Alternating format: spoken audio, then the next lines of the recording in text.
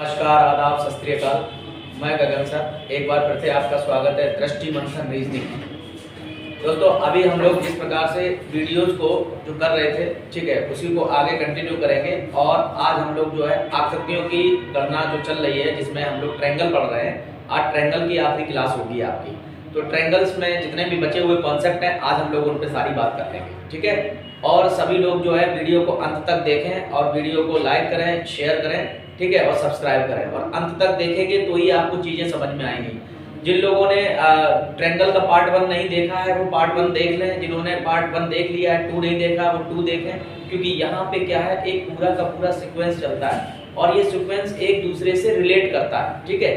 तो जब पार्ट 1 आप देख लोगे, पार्ट 2 देख लोगे, तो आज हम लोग पार्ट 3 पे बात करने जा रहे हैं। यानी कि उसी ट्रायंगल्स में जो बचे हुए कॉन्सेप्ट हैं उन पर बात करेंगे, ठीक। तो अब जैसे अब कोई क्वेश्चन आपके सामने आ जाता है, यहाँ पे इस तरीके से अगर हम लोग देखें तो ये देखिए, यहाँ पे कल हम लोग जो बात कर रहे थे वो इस तरीके से मैंने कहा था कि त्रिभुज के अंदर त्रिभुज के बारे में बात कर रहे थे, ठीक है। तो और फिर मैंने आप लोगों को बताया था कि किसी वर्ग या आयत में त्रिभुज का होना। देखिए, इस तरीके से कोई क्वेश्चन आपके सामने फ्रेम कर दिया गया, ठीक है, और आपसे ये कहता है कि इसमें कुल कितने त्रिभुज हैं। ये देखिए, ये एक फिगर आ गई, ठीक है। तो अब इसमें आपसे ये पूछता है कि इसमें नंबर ऑफ, ठीक है, नंबर ऑफ ट्रायंगल, कुल कितने त्रिभुज हैं, त्रिभुजों की संख्या क्या है। तो मैंने आपको पैटर्न बताया हुआ है, उस पैटर्न पर आधारित हम लोग इस क्वेश्चन को सॉल्व करेंगे भाई। तो हमें मालूम है, देखिए, जब मैंने क्या बोला था, इसको अभी नीचे वाले को आप छोड़ दें, अगर ऊपर वाले को आप काउंट कर लें, ऊपर वाले को आप ले लें, तो आप ये देखेंगे कि भाई ये इतना ऊपर का एरिया अगर हम ले लें, तो इसमें तो मैं आपको बता चुका हूँ कुल कितने त्रिभुज मिलेंगे।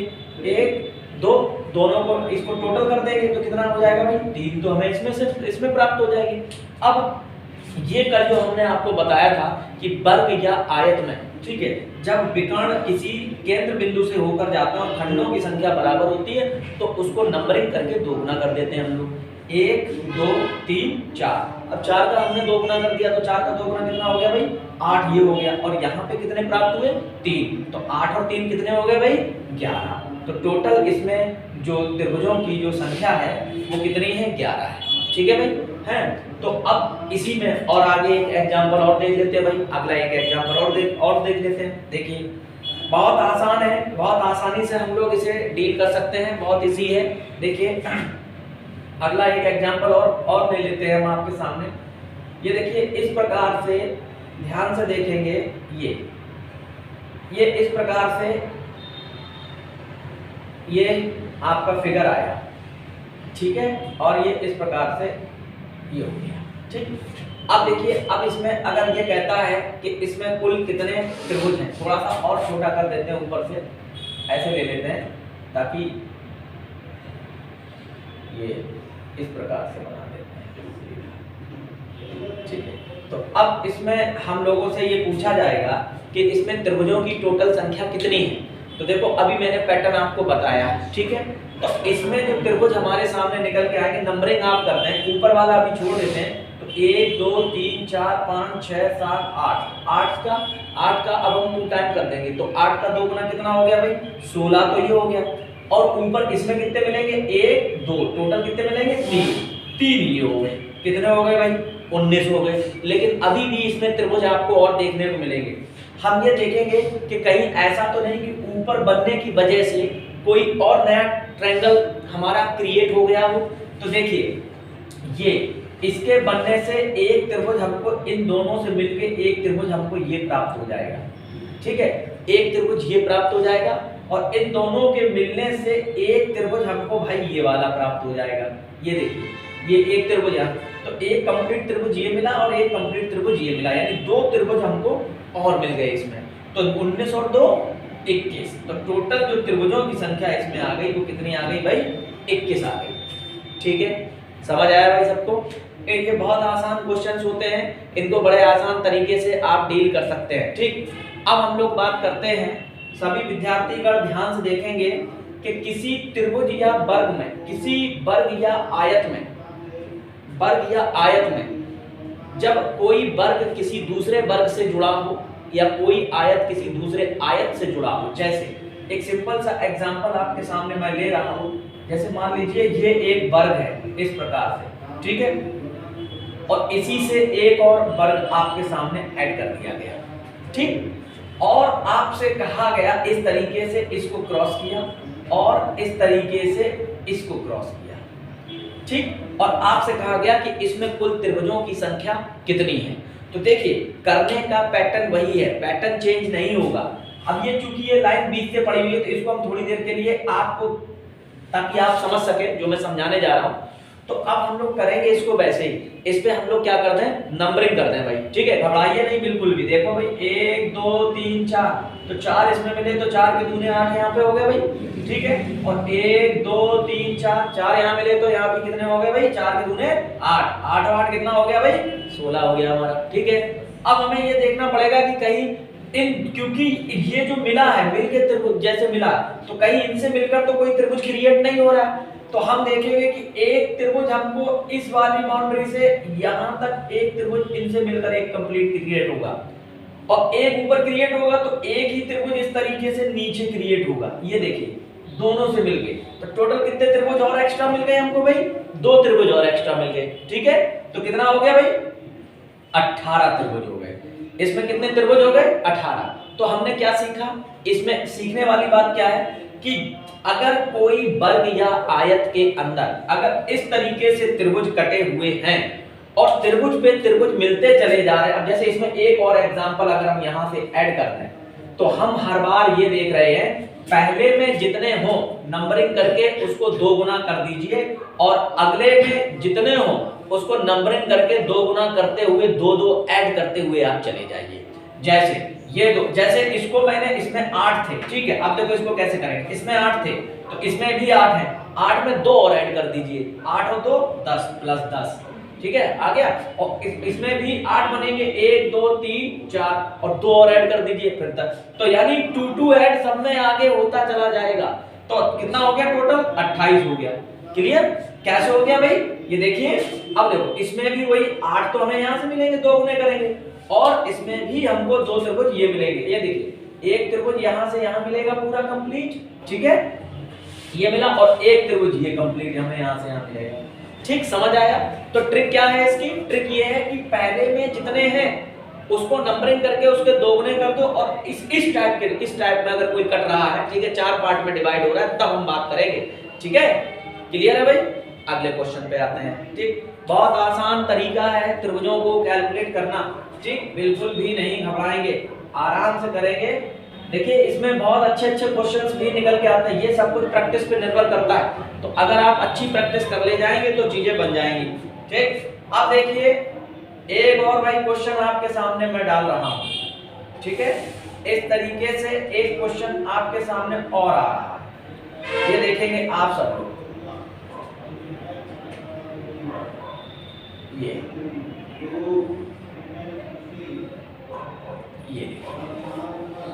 अब ये एक फिगर आ गई भाई।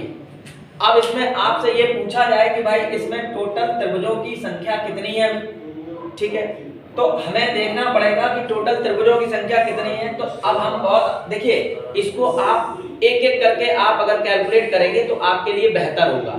तो हम अच्छी तरीके से जानते हैं कि इसको हम थोड़ा सा ऐसे करते हैं, हाईलाइट कर दें ताकि आपको दिखे। ये देखिए ये, तो हम अच्छी तरीके से जानते हैं, बहुत ध्यान से सुनिएगा। देखो भाई इसमें नंबरिंग करते हैं तो 1 2 3 4 5 6 7 8, 8 के दूने 16 तो बेटे हमें यहाँ से मिल जाएंगे भाई, ठीक। और जब इस टाइप का मैं आपको बता चुका हूँ, आपको याद होगा कि इस टाइप से जब त्रिभुज बनता है, ये देखिए इस तरीके से जब कोई त्रिभुज बनता है इस तरीके से, तो इसमें टोटल त्रिभुज कितने होते हैं, 3 त्रिभुज होते हैं। देखिए 1 2 टोटल कितने हो गए 3, क्योंकि हम लोग जोड़ देते हैं, तो 3 त्रिभुज हमें इसमें दिखाई पड़ते हैं भाई, है ना। तो अब 3 तो हमें इससे मिल जाएंगे, ठीक है, और 3 ही हमें इससे मिल जाएंगे, तो 3 और 3 6 और ऐड हो जाएंगे, ठीक है।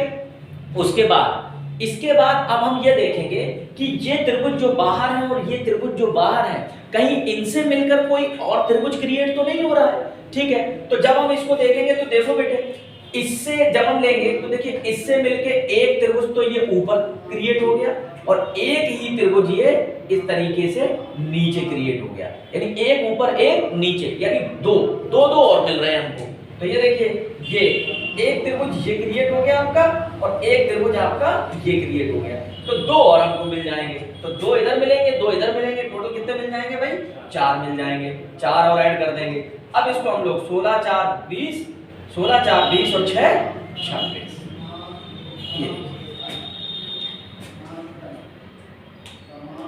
ठीक है भाई, क्लियर है। तो इस टाइप से हम लोग इसको कैलकुलेट करेंगे, ठीक है, बिल्कुल भी घबराने की जरूरत नहीं है, आराम से कर सकते हो। देखो भाई त्रिभुज को कैलकुलेट करना बहुत आसान होता है, बस फर्क सिर्फ इतना है कि क्या तुम कर पा रहे हो, ठीक है। अब जैसे मान लीजिए कोई एक त्रिभुज किसी वृत्त में बना हो, जैसे ये वृत्त, ये इस तरीके से एक वृत्त है, ठीक है, और कोई त्रिभुज किसी तरीके से इस प्रकार से एक वृत्त में क्रिएट किया गया इस तरीके से, ठीक है, इस तरीके से। और अब आपसे ये पूछ लेता है